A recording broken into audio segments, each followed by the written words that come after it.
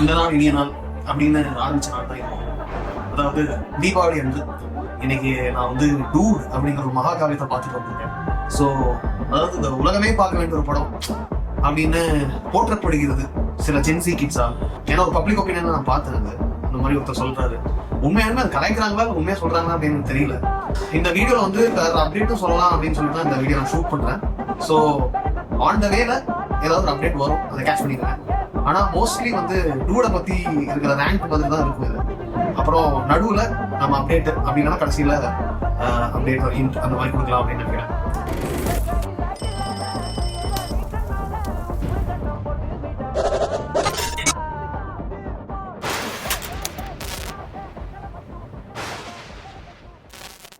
அதாவது ஒரு படம் வந்து இந்த சமூகத்தை இன்ஃப்ளூயன்ஸ் பண்ணுமா இல்லையா அப்படிங்கிற டிபேட்ல யாரோ வந்து இந்த ட்விட்டர்ல போட்டிருந்தாங்க, படம் வந்து ஒரு சமூகத்தை இன்ஃப்ளூயன்ஸ் பண்ணாது அப்படின்னு நினைக்கிறவங்களுக்கு அந்த வீடியோ போட்டு காட்டுங்க அப்படின்னு சொல்லி. ஏன்னா ஏதோ ஒரு என்ன கான்டெக்ட் அப்படிங்கிறத ஞாபகம் இல்லை. உண்மையா to be very honest with you எனக்கு ஞாபகம் இல்லை. பட் கண்டிப்பா majority of our guys would agree to the fact that நம்ம தமிழ் சமூகத்தை எஸ்பெஷலி படங்கள் வந்து இன்ஃப்ளூயன்ஸ் பண்ணலை அப்படின்லாம் சொல்ல முடியாது, பொய் ஆயிடும் அப்படி சொல்லிட்டா. ஸோ படம் பார்த்துட்டு வந்தேன். அது மாதிரி ஏன் இன்னைக்கு எந்திரிச்சோம், எதுக்கு இதை கழுவி ஊத்துறாங்கன்னு தெரிஞ்சுமே வந்து துணிஞ்சு போய் பார்த்தோம். அப்படி என்ன நம்மளை வந்து அங்கே தியேட்டர் வரைக்கும் கூப்பிட்டு போச்சு, எது வந்து நம்ம உட்காரச்சு, இந்த மாதிரி விஷயங்களுக்கெல்லாம் எனக்கு பதில் இன்னைக்கு இல்லை என்னைக்குமே கிடைக்காதுன்னு நினைக்கிறேன். சில வியூஸ் அண்ட் ஒப்பீனியன்ஸ் எல்லாம் நான் பார்த்தேன் படத்தை பத்தி, ஆனா படிக்கல, ரொம்ப படிக்கல. கழுவி ஊத்துறாங்கன்னு தெரிஞ்சுக்கிட்டேன், கான்டெக்ட் தெரிஞ்சுக்கிட்டேன். பட் நான் கூட என்ன நினைச்சேன்னா, பிரதீப்புக்கு ஏன் இந்த மாதிரி மாசு, பிரதீப்புக்கு ஏன் இவ்வளவு குளோரிஃபிகேஷன் அப்படின்னு தான் சொல்லுவாங்களோ. அப்படி வந்து ஒருத்தரோட லுக்ஸினுடைய அடிப்படையில வந்து ஒருத்தர் அப்படி ஜட்ஜ் பண்ணக்கூடாது அப்படின்னு நான் நினைச்சுதான் வந்து சரி எதையும் தாண்டி நம்ம போய் இந்த ஒப்பீனியன்ஸ் எல்லாம் அவங்களோட personal opinions or bunch of trolls தான். இதையும் தாண்டி போய் ஒரு படத்தை வந்து நம்ம என்கரேஜ் பண்ணணும். ஏன்னா படம் நல்லா இருக்கு அப்படின்னா வந்து கண்டிப்பா புதுசா வந்து டேலண்ட்ஸ்க்கு வந்து நம்ம என்கரேஜ் பண்ணுவோம் அப்படிங்கிற ஒரு உள்நோக்கத்தோடய தான் நான் வந்து அந்த படத்தை பார்க்க போனேன். And so far as far as what I have watched of Pradeep, கோமாளியை விடுங்க, நான் சொல்றது லவ் டுடேயா இருக்கட்டும், டிராகனா இருக்கட்டும், ஓரளவுக்கு எனக்கு இன்ட்ரெஸ்டிங்காகவும் எங்கேஜிங்காகவும் பட்டதுனால தான் சரி ஓகே ஒரு ஃபெஸ்டிவல் டே நம்ம போய் படம் பார்ப்போம் அப்படின்னு சொல்லி இந்த படத்துக்கும் போய் உட்காந்தேன். அது இதெல்லாம் வந்து ஒரு ரீசனா இருந்தாலுமே Keertheeswaran, writer and director of this film, is actually claiming to be a தலைவர் ஃபேன். ஒரு தலைவர் ஃபேன், அவர் ஜென்சி தலைவர் ஃபேன் அப்படின்னு நான் கூட சொல்லலாம். ஏன்னா அவருக்கு வயசு அவ்வளவுதான் இருக்கும்னு நினைக்கிறேன். I think is very quite young. I don't think is as old as me also. அவர் பிரதீப்போட அளவுக்கு கூட அவருக்கு வயசு இருக்குமா அப்படின்னு எனக்கு தெரியல.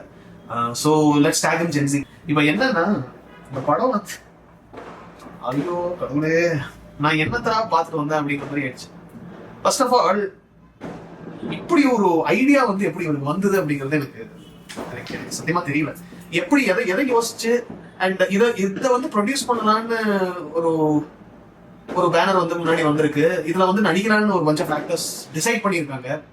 என்ன சொல்லி கன்வின்ஸ் பண்ணியிருப்பாரு இவரு அப்படிங்கிறது எனக்கு சத்தியமா தெரியல. அண்ட் ஆக்சுவலி பிரதீப் ரொம்ப நாள் கழிச்சு தான் இதை வந்து கன்வின்ஸ் ஆகி ஒத்துட்டு இருந்திருக்காரு எனக்கு தெரிஞ்சு. அக்செப்டட் திஸ் ஃபிலிம், இந்த படத்தை வந்து பண்ணணும் அப்படின்னு அவர் கால் எடுத்ததே வந்து ரொம்ப நாள் கழிச்சுதான், ரொம்ப பர்சுவேஷனுக்கு அப்புறம் தான் வந்து அவர் டிசைட் பண்ணாரு அப்படின்னு அவரே சொல்லியிருக்காரு ஒன்று ரெண்டு இடத்துல. So I believe is not very okay with initially not very okay with the idea of this film, whatever this is conveying. If any other actor was in Pradeep's place, I don't think they would have accepted this movie. துப்பாக்கி எடுத்து தலையில வச்சு நான் சுட்டுக்குவேன்னு மிரட்டினா கூட எந்த hero அதை agri பண்ணிருப்பாங்க அப்படின்னு தோணல. ஏன்னா they are putting their own morality at stake. ஒரு இலையில நிறைய ரொம்ப ரசிச்சு சாப்பிடக்கூடிய தின்பண்டங்களை வச்சு ஓரத்துல ஒரு அசிங்கம் வைப்பாங்க அப்படின்னு சொல்லி கேள்விப்பட்டிருக்கேன். அப்படி இருந்தா கூட அந்த அசிங்கத்தை தள்ளி விட்டுறலாம், அதை கழுவி விட்டுறலாம். இந்த இலையில இருக்கிற விஷயங்கள் எல்லாம் வந்து ஒரு பிளேட்ல ஒரு புது பிளேட்ல போட்டு கூட சாப்பிட்டுலாம். ஆனா ஒரு பெரிய அசிங்கத்துல கொஞ்சோண்டு சாப்பாடு இருந்ததுன்னா இதுதான் டூடோட ஒன்லைன். அதுல சொல்லக்கூடிய ரொம்ப ஒரு முற்போக்கான சிந்தனை இருக்கிற ஒரு கருத்து இருக்கு. அது என்னன்னு கேட்டீங்கன்னா ஆனர் கில்லிங்ஸ் அப்சல்யூட்லி அகேன்ஸ்டா வந்து அந்த படம் பேசியிருக்கு. ஆனர் கில்லிங்ஸ் வந்து ஒரு ஹுக்கு மாதிரி வந்துருக்கும் அவ்வளவுதான். அது வந்து நல்லா இருக்கு. அதுக்காக இதுல சொல்ற பெரிய கருத்து இருக்கு பாருங்களேன், அதை வந்து என்கரேஜ் பண்ணணும் அப்படின்னு சொல்றவங்கள இதால அடிக்கணும். இதால இந்த படமே ரொம்ப ஒரு ப்ராப்ளமேட்டிக்கான ஒரு ஃபிலிம். என்ன கேட்டீங்கன்னா நான் என்ன கேட்கறேன்னா, இதுல நடிச்சவங்களுக்கே வந்து அவங்களுக்கு லைஃப்ல இப்படி ஒரு சிச்சுவேஷன் வந்தா அவங்க வந்து அதை என்கரேஜ் பண்ணுவாங்களா அப்படிங்கிறத நீங்க அவங்க கிட்ட மைக்க நீட்டிட்டு கேட்கணும். பிகாஸ் மனித குலத்துக்கே சுயமரியாதைக்கே எதிரான படம் இது ஆக்சுவலி. இல்ல ஒரு பொண்ணை லவ் பண்ணலாம், பட் அந்த பொண்ணுக்கு வேற ஒருத்தர் பிடிக்கும்னா அவங்க கிட்ட கூட்டி கொடுக்குற அளவுக்கு எல்லாம் வந்து லவ் பண்ண முடியுமா நம்மளால? முடியாது. ஒரு பொண்ணை லவ் பண்ணோம்னா என்னன்னா அவங்க டிசிஷனை நம்ம வந்து மதிச்சு நம்ம விலகி போறது வேற ஒரு கதை. அப்படி கூட இருந்திருக்கலாம். அப்படி இல்லையா அவன் வந்து ஒரு வாழ்க்கையை தேடி போற மாதிரி எடுத்துக்கலாம்.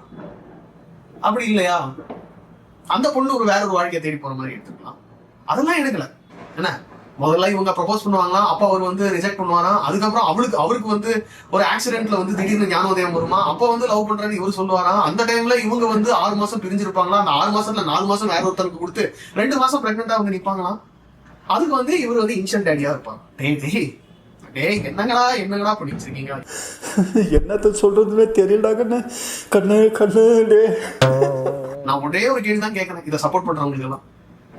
பிரதீப்போட இடத்துல ஒரு பொண்ணை வச்சு பாருங்க, ஏற்புடையதா இருக்குமா?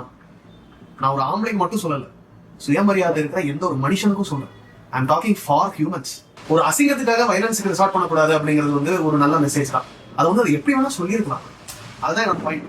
Maybe the director had a very good intention, but இதோட கிரேட்டர் பிளாட் வந்து ஏற்புடையதா இல்லை. அது சுயமரியாதைக்கே வந்து அது ஒரு ஈழ்வு. அதுதான் என்னோட point. That's what I am trying to say. So called ஜென்சியால ட்ரால் பண்ண செய்யப்பட்ட அண்ணாத்த. ஆனா நிறைய ஜென்சிக்கு அந்த படம் பிடிச்சிருந்தது. நான் அந்த படம் பார்க்கும்போது ஜென்சி கிரௌடோட தான் பார்த்தேன். அவங்களுக்கு அந்த படத்துல பெரிய பிரச்சனையா படல. இன்ஃபேக்ட் நான் சென்னையில தான் பார்த்தேன். ஒரு பி சென்டர் சி சென்டர்னா கூட நீங்க சொல்லலாம், ஓகே அந்த மாதிரி ஊர்ல எல்லாம் வந்து ஒரு எக்ஸாக்ரேட்டட் ஆக்டிங் அண்ட் மெலோட்ராமாக்கு ஃபேன்ஸ் இருக்கலாம் அப்படிலாம் சொல்லலாம். அப்படிலாம் இல்லை.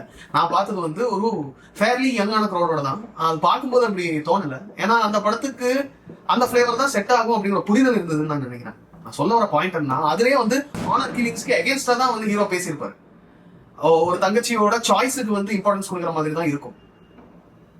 அந்த மாதிரி கூட எடுத்துக்கலாம். இல்ல பிளாட் வந்து வேற மாதிரி பண்ணிருக்கலாம். என்ன இப்ப எப்படி சொல்றதுன்னே தெரியலங்க. என்னால எனக்கு இதுக்கு மேல என்ன சொல்றது தெரியலைங்க.